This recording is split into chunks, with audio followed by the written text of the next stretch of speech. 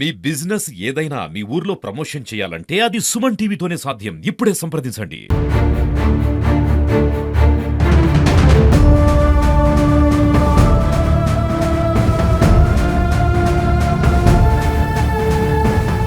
తెలంగాణ చూపంతా హైదరాబాద్ మీదనే ఉంది. ఎందుకంటే హైదరాబాద్లో హైడ్రా అధికారులు చేస్తున్న అక్రమ కట్టడాలు, చెరువుల మీద ఉన్న అక్రమ కట్టడాలకు సంబంధించి హైడ్రా అధికారులు ఉక్కుపాదం మోపుతున్నారని చెప్పొచ్చు. అయితే చెరువులను ఎందుకు కాపాడాలి, చెరువులను ఎందుకు కాపాడాల్సిన అవసరం ఏర్పడింది ఈరోజు అంటే, ఏదైతే ప్రకృతి విలయాలు ఏర్పడుతున్నప్పుడు, ప్రకృతి తాండవించినప్పుడు మనం ఉన్న ఈ సమాజం తట్టుకోలేకపోతుంది. ఈరోజు ఉదాహరణకు చూడవచ్చు, ఒక స్వర్గం లాంటి ప్రదేశం కేరళ, వాయనాడ్. అలాంటి ప్రదేశం ఈరోజు వచ్చిన వరదలు, ఏదైతే తుఫాన్ ఉందో ఆ తుఫాన్ దాటికి కకావికలం అయిపోయింది.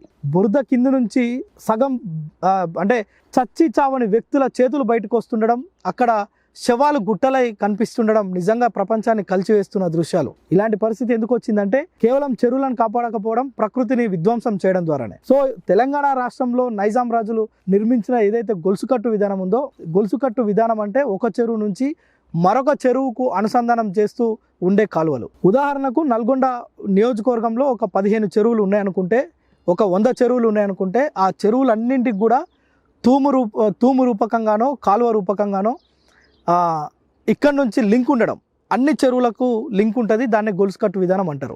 సో ఇప్పుడు మనం చూడవచ్చు ప్రత్యక్షంగా గొలుసుకట్టు విధానానికి ఎగ్జాంపుల్ ఇది దాదాపు ఈ కాలువ నీళ్లు పానగల్ చెరువులోకి వెళ్తుంటాయి. ఈ మధ్యలో ఉండే బతుకమ్మ కుంట కావచ్చు, ఇంకా మధ్యలో ఉండే ఇంకో 4-5 కుంటలకు కూడా నీళ్లు సప్లై అవుతుంటాయి ఇక్కడ నుంచి.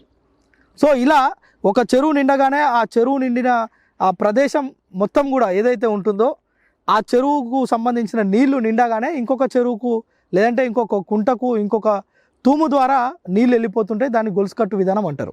ఇది తెలంగాణలో, అందుకోసమనే తెలంగాణలో ఒక దగ్గర నీళ్ళు వస్తే చాలు ఆ చుట్టుపక్కల ఉన్న గ్రామాలు మొత్తం కూడా సస్యశ్యామలం అవుతాయి అనేది ఉండే.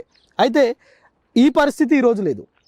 గతంలో నైజాం రాజులు చేసిన ఈ ప్రక్రియ ఏదైతే ఉందో, దీన్ని పూర్తిగా కూడా ఈ యొక్క సుందరీకరణ కావచ్చు, మనుషులకు పెరిగిన అత్యాశ కావచ్చు, మనుషులు ఈ ప్రకృతిని, ఈ చెట్లను, సముద్రాలను, చెరువులను, కుంటలను ఆక్రమించి కడుతున్న నిర్మాణాలు కావచ్చు, వీటన్నిటి ఫలితంగా ఈరోజు ఇవన్నీ కనుమరుగవుతున్నాయి. ఇవన్నీ ఉన్న దగ్గర పర్యాటక ప్రాంతం అవుతున్నాయి, ఇవి లేని దగ్గర ఎడారి అవుతున్నాయి. సో ఇవి ఉన్న ఆంధ్ర ప్రాంతాలకు మనం వెళ్ళి కనువిందు చేసుకుంటున్నాం. ఎందుకంటే ఇటు చూస్తే కొబ్బరి తోటలు, అటు చూస్తే చిన్న చిన్న పిల్ల కాలువలు, ఏరులై పారుతున్న నీటిని చూసి మనం ఆ నీటి సవ్వడికి ఆనందంగా మనం ఎంజాయ్ చేస్తున్నాం. దానికి ఒక టూర్ అనే పేరు పెడుతున్నాం. ఈరోజు ఇక్కడున్న గొలుసుకట్టు చెరువులు ఏమైనా, ఇక్కడున్న టూర్లు ఏమైనా, ఇక్కడున్న పచ్చదనం ఎడిపోయిందంటే విధ్వంసానికి గురైనాయి. ఎవరైతే అక్రమార్కులు ఉంటారో, ఎవరైతే క్యాష్ చేసుకోవాలి, ప్రకృతి పక్కకు పెట్టేసి డబ్బు సంపాదించాలనే దురాశ ఏదైతే మొదలైందో మనిషికి, ఆ రోజు నుంచే ప్రకృతిని మనం నాశనం చేస్తున్నాం. సో ఇది గొలుసుకట్టు విధానం అంటే కేవలం వింటుంటాం కానీ గొలుసుకట్టు విధానం అంటే ఏందో తెలియని పరిస్థితి. సో ఈ చెరువులు ఉండడం వల్ల ప్రయోజనం ఏంది, చెరువులలో FTL అంటే ఏంది, నెక్స్ట్ బఫర్ జోన్ అంటే ఏందో కూడా ఒకసారి మనం చూద్దాం. ఇప్పుడు మనము ఆ పానగల్ చెరువుకు సమీపంలో ఉన్న ఈ కాలువ దాదాపు ఒక 5-6 కుంటలకు నీటిని సప్లై చేస్తుంది.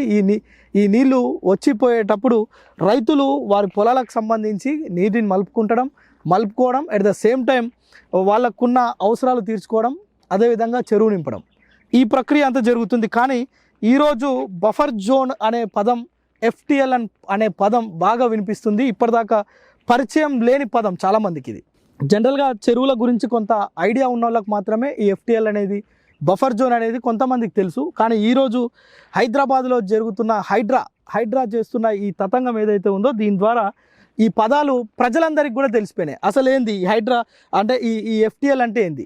FTL అంటే ఫుల్ ట్యాంక్ లెవెల్. ఏదైతే దీని గురించి మాట్లాడుకుంటే ఒకసారి ఇది పూర్తిగా ఒక చెరువుకు సంబంధించిన నీళ్లు ఎక్కడి వరకు వస్తాయో దాన్ని మొత్తం కూడా ఫుల్ ట్యాంక్ లెవెల్ అంటారు. అంటే ఒక వర్షం వచ్చినా కానీ, చెరువులోకి నీళ్ళు వచ్చినా కానీ మామూలుగా ఎప్పుడు ఫుల్ ట్యాంక్ లెవెల్లో ఎప్పుడు నీళ్ళు ఉండవు.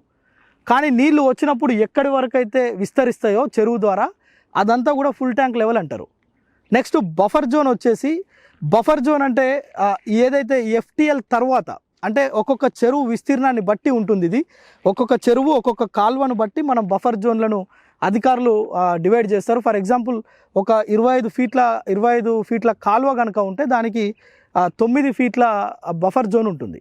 ఆ 9 ఫీట్లలో ఎలాంటి నిర్మాణాలు జరగవద్దు, ఎలాంటి ఆక్రమణలు కూడా జరగవద్దు. ఎఫ్టీఎల్ ఏంటంటే అంటే ఎఫ్టీఎల్ కింద ఉన్న భూముల్లో వ్యవసాయం చేసుకోవచ్చు, కానీ ఎలాంటి కాంక్రీట్ సంబంధమైన నిర్మాణాలు జరగవద్దు. దాన్ని ఎఫ్టీఎల్ అంటారు. At the same time buffer zone కూడా అంతే. అత్యధికంగా నీళ్లు వచ్చి ఎఫ్టీఎల్ దాటితే కనుక ఎఫ్టీఎల్ దాటిన పరిస్థితి మనం బఫర్ జోన్ అంటాం. ఆ బఫర్ జోన్లో కూడా ఎలాంటి నిర్మాణాలు జరగవద్దు, వాటికి అధికారులు కూడా అనుమతించవద్దు. కానీ ఈ 10 ఏళ్లలో, ఈ 15 ఏళ్లలో, 20 ఏళ్లలో మనం కనుక చూస్తే అధికారులు అనుమతులు ఇవ్వడం, పేదోళ్ళ కానుంచి కార్పొరేట్ స్థాయి వరకు ఆక్రమణలు జరగడం, చెరువులను విధ్వంసం చేసి నిర్మాణాలు చేయడం, వీటన్నిటి పర్యవసానం హైదరాబాద్ మునిగిపోవడం. చిన్న వర్షం వస్తే చాలు ఇక వార్తలు, మాకు వార్తలు, ప్రజలకు ఇబ్బందులు. ప్రజలకు ఇబ్బందులు ఏంది? ఇబ్బందులు ఇలా అనేక మంది చనిపోయిన సందర్భాలు ఉన్నాయి. వాళ్ళను తీస్తానికి కూడా ఎన్నో అవస్థలు పడ్డ సందర్భాలు కూడా మనం చూస్తున్నాం. అలాంటి పరిస్థితులు రావద్దు అనే ప్రస్తుతం ప్రభుత్వం ఈ హైడ్రాని ఏర్పాటు చేసింది. సరే, ఇది కొనసాగుతుందా, మధ్యలో ఆగుతుందా అనే అంశాలను కనుక పక్కన పెడితే ఈ ఎఫ్టీఎల్ బఫర్ జోన్లో ఉన్న ప్రదేశాన్ని చెరువు కింద ఉంచాల్సిన ఆవశ్యకత ఉంది అని చెప్పడమే మా ఉద్దేశం. సో ఇప్పుడు చెరువు ఉంటే లాభాలు ఏంటి? చెరువు ఉంటేంది పోతేంది? చెరువు వల్ల అంటే ఇప్పుడున్న ప్రజలకి, ఇప్పుడున్న విద్యార్థులకు, ఇప్పుడున్న సొసైటీకి చెరువుల యొక్క ఆవశ్యకత తెలియదు. వాళ్ళకి ఏమైనా ట్యాప్ ఆన్ చేస్తే వాటర్ వస్తున్నాయి, ట్యాప్ బంద్ చేస్తే వాటర్ ఆఫ్ అవుతున్నాయి, ఇదే అనుకుంటారు వ్యవస్థ. కానీ దీనికి ఇంత పెద్ద చెరువులు, వీటిని కాపాడాలి, ఈ చెరువులకు, రిజర్వాయర్లకు, నదులకు వీటికి ఉన్న సంబంధాలు ఏంటనేది తెలియదు. సో అందుకోసమనే ప్రతి ఒక్కరు కూడా దాన్ని లైట్ తీసుకుంటున్న పరిస్థితి. మనం ప్రకృతిని లైట్ తీసుకుంటే, ప్రకృతి మనల్ని లైట్ తీసుకుంటే జరిగే విధ్వంసం ఏంటంటే, ఉదాహరణ గుజరాత్, వయనాడ్, అనేక సందర్భాల్లో హైదరాబాద్ని కూడా చెప్పుకోవచ్చు. సో ఇప్పుడు మనం ఎఫ్టీఎల్ బఫర్ జోన్ గురించి చూసినాం. సో ఇప్పుడు చెరువు ఉంటే ప్రయోజనం ఏంటి? చెరువు ఉంటే ప్రయోజనం ఏంటంటే, మనం చూడవచ్చు దూరంగా అక్కడ బర్రెలు గొర్రెలు కాసుకుంటున్న కొంతమంది ఉన్నారు. అక్కడ దాదాపు ఒక 100-150 జీవాలు ఈ చుట్టూ ఉండే గడ్డిని మేస్తూ అవి బతుకుతుంటాయి. సో వాటి మీద ఆధారపడే కుటుంబాలు ఉంటాయి. అవి గొల్ల కుర్మలు కావచ్చు. నెక్స్ట్ ఈ చెరువులు ఉండడం వల్ల చేపలు పట్టే వాళ్ళు ఉంటారు, మత్స్యకారులు అనేక మంది. వాళ్ళు చేపలు పడుతూ జీవనం సాగిస్తుంటారు.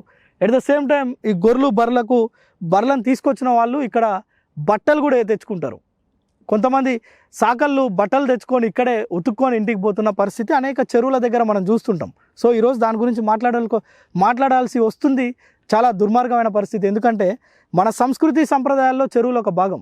ఎందుకంటే మన జీవనమే చెరువుల చుట్టూ జరుగుతుంది. ఈ చెరువులు లేకపోతే మన జీవ వైవిధ్యం అంతా దెబ్బతింటుంది. సో ఈరోజు వాటిని కాపాడాల్సుకోవాల్సిన అవసరం ఉంది. నల్గొండ జిల్లాలో 2001 చెరువులు ఉన్నాయి. 2001 చెరువులకు గాను ఈరోజు పేపర్లో మాత్రమే 2001 చెరువు ఉంది. ఇప్పుడు ఫీల్డ్ మీద మాత్రం 200 కూడా ఉన్నాయో లేవో అనేది పెద్ద సందేహం. సో ఇప్పుడు ఈ హైడ్రా లాంటి సంస్థలను విస్తరింపజేయాలి. ఎఫ్టీఎల్ కావచ్చు, బఫర్ జోన్ కావచ్చు, ఇక్కడ కూడా కాపాడండి అని కోరుతున్న ప్రజలు ఉన్నారు, కోరుతున్న నాయకులు ఉన్నారు. ఓవైపు అక్రమార్కులు ఎవరైతే ఉంటారో వాళ్ళ గుండెల్లో రైలు పరిగెట్టడం సహజమైన విషయం. ఎందుకంటే వాళ్ళ ప్రాపర్టీస్ కావచ్చు, వాళ్ళు కట్టుకున్న మేడలు మిద్దెలు కావచ్చు, అవన్నీ ఈరోజు కూలిపోతాయనే ఒక భయం అయితే స్టార్ట్ అయింది. సో కానీ రాబో రోజుల్లో అయినా అధికారుల నిర్లక్ష్యం కూడా చాలా ఉంది. ఇన్ఫ్లుయెన్స్కి, డబ్బులకు లొంగి పర్మిషన్స్ ఇవ్వటం, కేవలం ఇక్కడ డబ్బున్న వాడిది తప్పు కాదు, ఇక్కడ పర్మిషన్స్ ఇచ్చినది తప్పు. ఇక్కడ దీన్ని విధ్వంసం చేసిన ఇందులో ఎవరైతే భాగస్వాములు ఉన్నారో అందరూ, ఒక డిపార్ట్మెంట్ రాదు, అన్ని డిపార్ట్మెంట్ల హస్తాలు ఇందులో ఉంటాయి. ఇక్కడ ఎవరిని నిందించడం కాదు, కానీ ఈరోజు ఈ యొక్క చెరువులను కాపాడాల్సుకోవాల్సిన అవసరం ఏర్పడింది కనుక అధికారులు కూడా ఇప్పటికైనా ఈ యొక్క చెరువులు కావచ్చు, బఫర్ జోన్లు కావచ్చు, ఎఫ్టీఎల్ కావచ్చు, వీటిలలో అనుమతులు ఇవ్వకుండా జాగ్రత్త పడాల్సిన అవసరం ఉంది. దీనిపైన నిఘా పెట్టాల్సిన అవసరం కూడా ఉంది. సో ఇది పూర్తిగా చెరువులకు సంబంధించి నల్గొండ జిల్లాలో గొలుసుకట్టు విధానం, అదేవిధంగా చెరువులు ఉండటం వల్ల లాభాలు. సో మరిన్ని అంశాలు కొంతమంది విశ్లేషకులతో కూడా మాట్లాడే ప్రయత్నం అయితే చేద్దాం. నెక్స్ట్ ఈ చెరువులకు సంబంధించి నల్గొండ జిల్లాలో ఆక్రమణకు గురైన వాటిని కూడా మేము ముందుకు తీసుకొచ్చే ప్రయత్నం చేస్తాం. కెమెరా పర్సన్ సాయితో ప్రేమ్, సుమన్ టీవీ, నల్గొండ.